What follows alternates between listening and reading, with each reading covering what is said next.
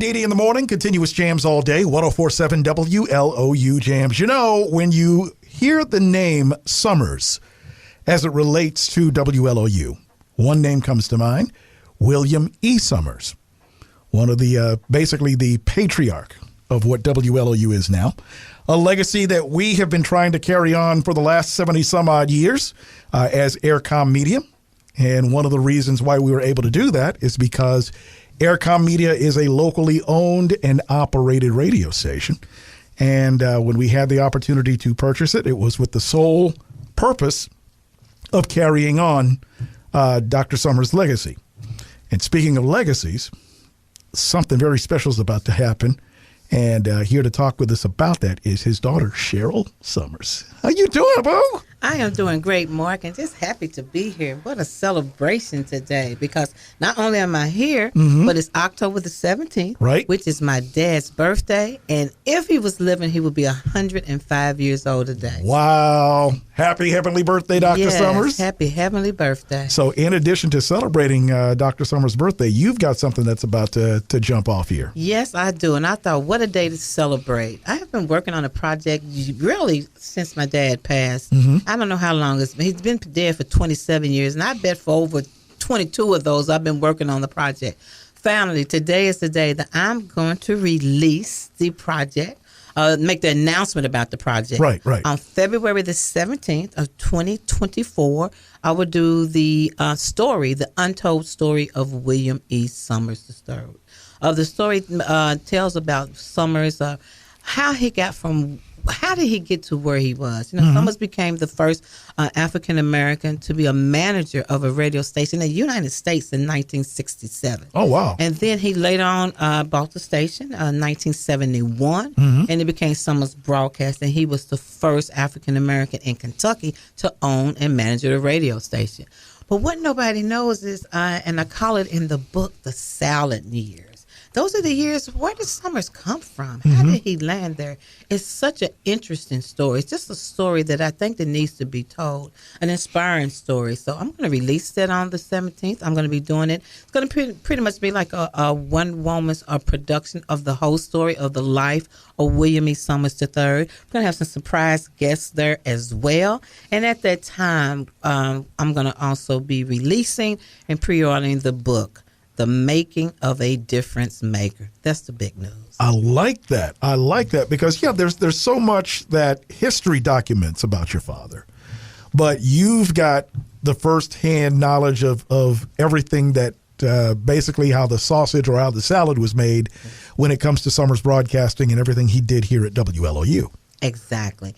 I do. I have some of and the untold story is a lot of that. It's good meat. It's good history of Summers that even Summers didn't do a whole lot of talk about. He was a very, very proud man, but his beginnings to how he persevered, such tenacity and such perseverance, such faith. He was a man of God, because concurrently in his professional career, as he was getting into radio, he was an ordained deacon and became a minister of the AME Church. Right. It shows the faith and the tenacity, and it's a story to uplift us today, to help us to know that we can overcome and our faith in God, and some of our steps are already ordered, and if we would just move forward to do what God has called us to do, that we can end up to places that God has ordained us to be as well, people to be. So once again, we're talking with Sheryll Summers, who is the daughter of William E. Summers, one of the founders of WLOU, coming up on the 17th of next year, in correlation with his birthday today, his 105th birthday today. Basically, it's a one-woman show. And are you releasing the book at the same time, or? Well, we're definitely going to have the pre-orders of the book. Oh, okay. My goal is to have it as close to finished as possible.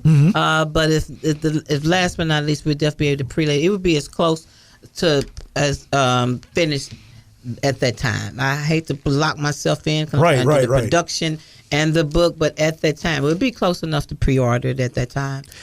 So we would have the book. And 17th means a lot. First of all, February the 17th, I'm doing it because it's Black History Month. Right. But the 17th are no accident. My daddy was born, of course, October the 17th, which would have been today, in 1918. But Daddy also died on May 17th of 1996. That's so right. 17th are huge to me. So 17th of February, when I decided, I knew I was going to do it Black History Month, but that's the reason why I chose February the 17th, because of the 17th that it actually correlates to William E. Summers III's Summers his history as well. And, before anybody gets it twisted, I have to tell you that the Summers family is the only group that is authorized to tell that story. We've seen instances of other people that were basically trying to do the same without the blessing of the family.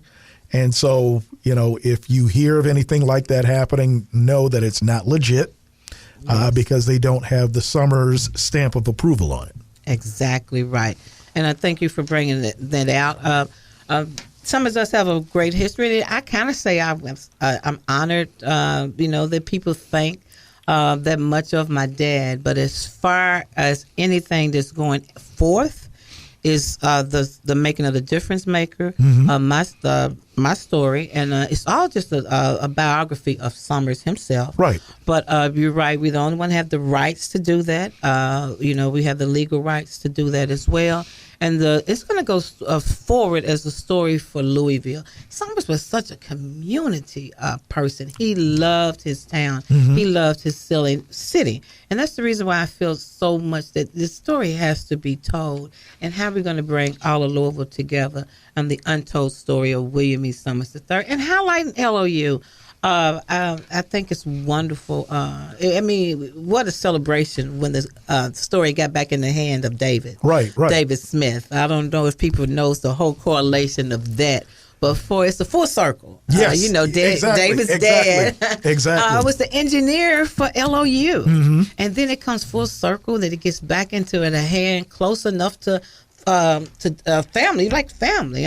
David Smith's father was huge to LOU coming up, and now it's back in the hands of David Smith, and just to the opportunity. I think it's time for the whole story to be told, and a celebration of LOU. Everybody knows it's dear to my heart. I have an emotional attached to WLOU. I was a child coming up in radio, right, and it is a big emotional attach for me there, and I just want people just to know the whole story. Now, if people want to keep up with your progress, is there any way that they can do that? I do. I set up an email because I am, and people can contact me for more information because I am going to give more details. Some of this I just wanted to. Just get this out of my belly and get this released today. So much work that has to be done. But I do have an email. It's the Untold Story. It's UNTOLDSTORY 1350 @gmail.com. Again, it's the Untold Story 1350 @gmail.com. So we can correspond with my progress. The dates will be coming out so as soon as I hit the date. We know. I just haven't confirmed the time and location. Right. I've been conversation with it, but until I get the confirmation and confirm it, I didn't want to put that out there too soon. But as soon as I get that, you guys will have it, so you can start announcing that for me. So all that information is coming up. Anybody wants to get in contact with me? Again, the Untold Story 1350 @gmail.com is how we can correspond. And I'm just excited. All right. Very excited. On the way, the making of a difference maker, the William E. Summers story is told by his daughter, Sheryll Summers. And again, as David always says about his role and our role here at WLOU is that we are the stewards of your father's vision. One of the things that we have been very proud of since Aircom Media and David has taken over the radio station is our commitment to the community has not wavered. You will see us where you won't see other radio stations. We'll talk about things that other radio stations simply won't talk about.